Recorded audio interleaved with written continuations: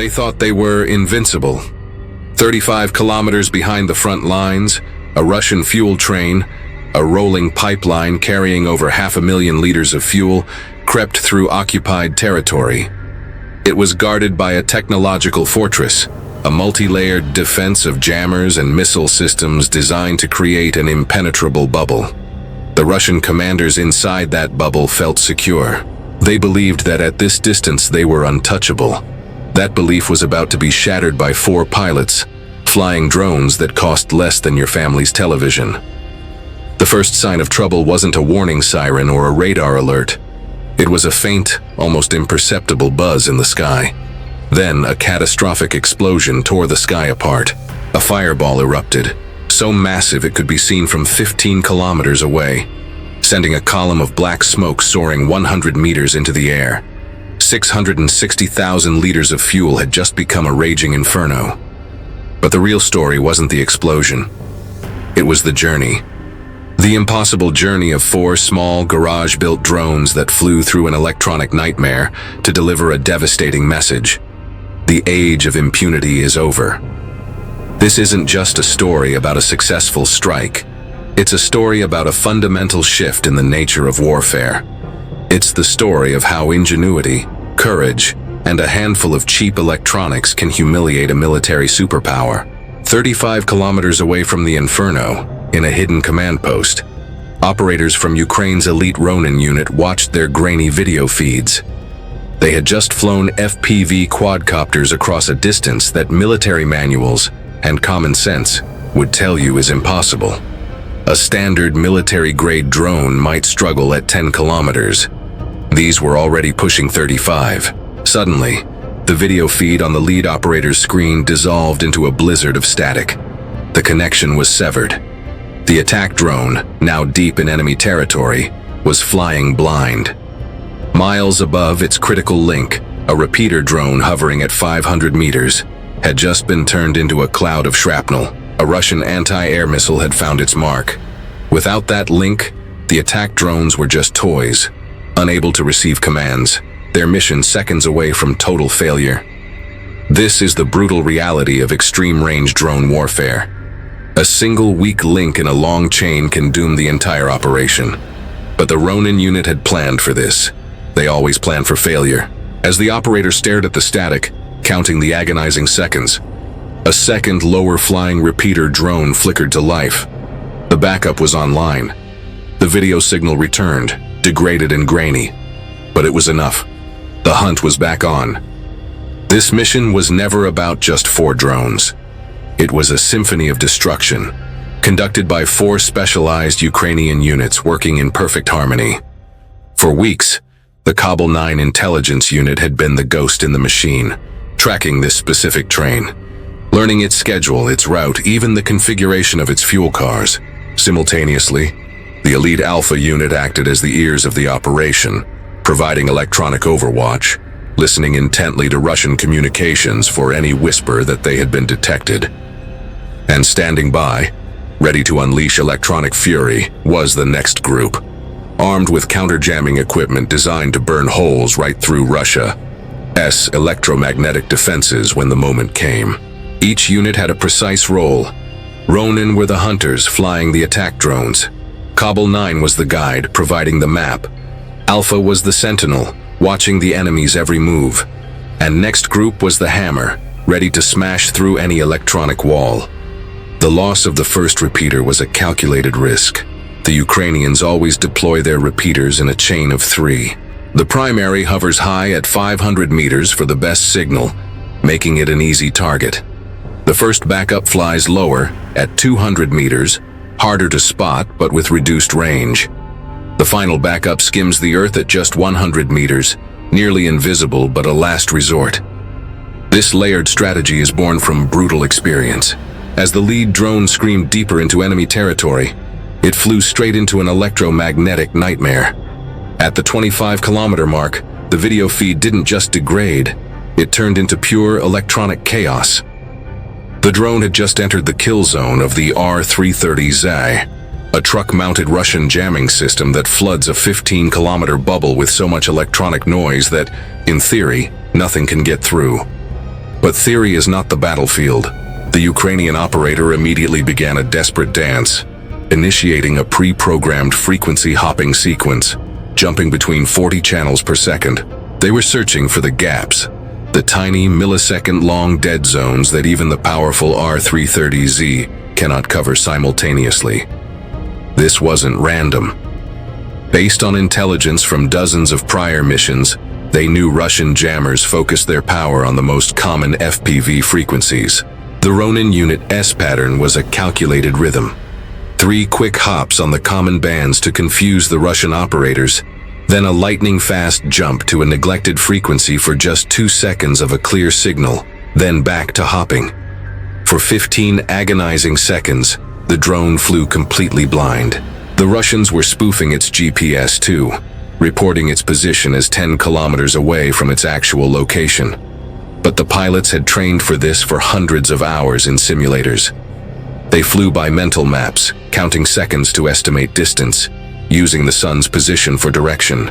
Behind the lead drone, 3 more followed, spaced at precisely 30-second intervals, close enough to follow the leader's successful path through the jamming, but far enough apart to avoid being taken out by a single defensive measure.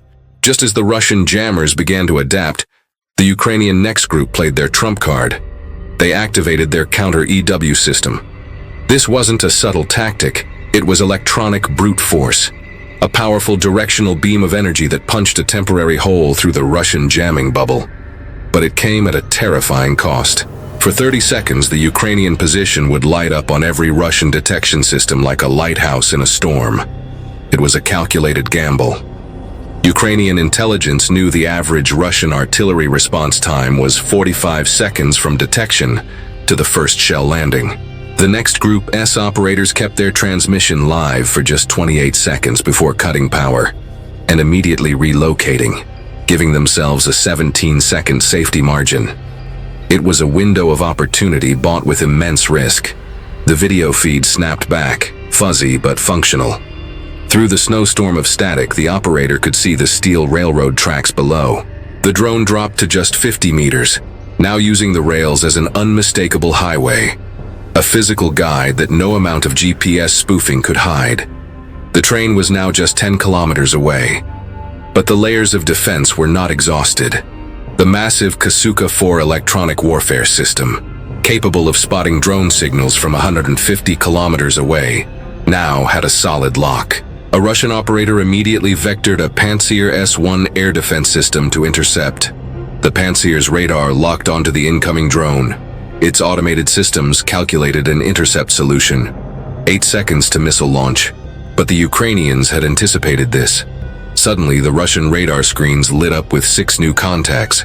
These were decoy drones, costing a mere $200 each, fitted with simple corner reflectors that made them appear as large, threatening targets. The Pantsir's sophisticated targeting computer was paralyzed by choice. It couldn't distinguish a $200 decoy made from energy drink cans from a $3,000 attack drone carrying a warhead. The Russian operator had a split second to decide: engage all of them and waste his missiles, or try to identify the real threat and risk letting it slip through. He chose to engage. Missiles streaked into the sky, obliterating 4 of the decoys. The Pantsir had just wasted 8 of its 12 precious missiles on garbage. With only 4 missiles left and a 20-minute reload time, it was now vulnerable. The real attack drones, which had been exposed, did the unthinkable. They dropped to just 10 meters altitude, skimming the grass. The Pantsir S-1 has a minimum engagement altitude of 15 meters. Anything lower, and its radar cannot separate a target from the ground clutter. The drones were now invisible to its primary weapon. They were threading a needle between being shot down from above and crashing into obstacles below. At this altitude, power lines become invisible garrots, trees become sudden walls, and even large birds are lethal threats.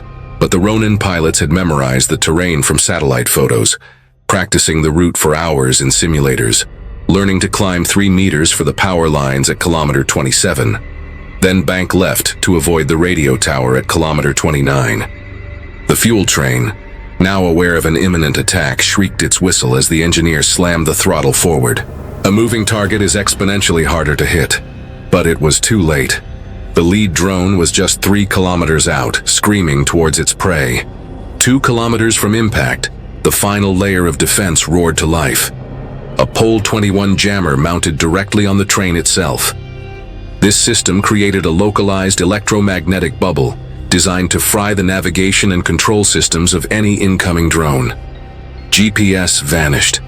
The magnetic compass went haywire. The video feed degraded into a near unusable wall of static. The pilots were now flying almost purely on instinct. Their only guide was the faint glint of the railroad tracks visible through the electronic snowstorm on a screen that looked like a television from the 1980s. The operator of the lead drone began counting the cars through the blizzard of pixels. 7, 6, 5. The target was the lead fuel car. A direct hit there would cause a chain reaction, spreading fire down the length of the train. He marked his target mentally, the third car behind the locomotive. At 500 meters, the video feed died completely. The Pole 21 had finally won, overwhelming the analog signal with raw electromagnetic power. The pilot was now completely blind, flying on muscle memory and a silent countdown. 3 seconds to impact. 2, 1. At 10:32 a.m., the first drone slammed into the fuel tanker. Its RPG-7 warhead detonated, the shaped charge punching through the steel wall and spraying molten metal into 60,000 liters of diesel. The explosion was instantaneous and catastrophic. A fireball consumed the car as the train's emergency brakes engaged, bringing the entire convoy to a screeching halt. But this was only the beginning. 30 seconds later, the second drone, flying blind through the massive plume of black smoke, used the tracks as its guide. It struck the fourth car, ensuring the inferno would spread. The third drone arrived to a wall of fire. Its thermal cameras were completely whited out by the heat. But the pilot knew exactly where the seventh car should be. He had studied the train's configuration for days. He plunged the drone into the smoke, emerging just 50 meters from his target with only 1 second to adjust. The drone struck dead center. The fourth and final drone faced the hardest task. The entire train was now an apocalyptic inferno, but one fuel car at the very rear remained untouched. Leaving it would mean leaving salvageable fuel for the Russians. The pilot pushed his drone forward into the black cloud, counting down from his last visual reference point. 3, 2, 1. At 10:33 and 30 seconds, the fourth drone found its mark. The final car erupted, completing the total destruction. All 11 tankers were now ablaze, a fire that would burn for 6 hours, warping the steel tracks and cracking the concrete ties beneath. This vital supply line would be unusable for at least 72 hours. 4 drones with a total cost of $12,000 had just obliterated $3 million in fuel and infrastructure. But more importantly, they had just delivered a message written in fire and steel. For Russia's rear guard, the war has just begun.